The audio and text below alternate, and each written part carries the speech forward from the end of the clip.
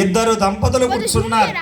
ఏమిటయ్యా ఇందులో అర్థం అంటే, ఒకరు మగ పెళ్లివారు, ఇంకొకరు ఆడపెళ్లివారు.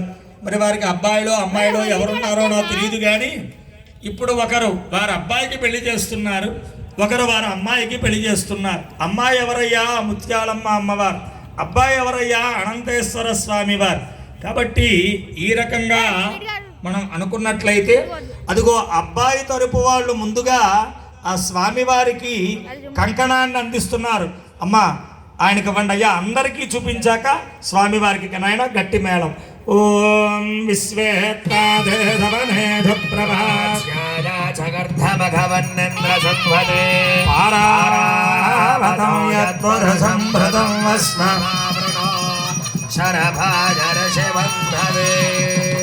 హర నమ పార్వతీపతయే హర హర మహాదేవ హర హర మహాదేవ శంకర హర హర మహాదేవ శంకర హర హర మహాదేవ శంకర.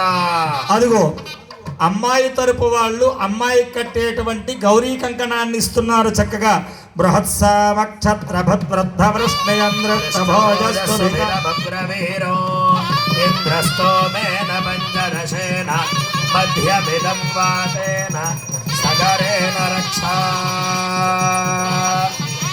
बोलो श्री माता श्री महाराज की.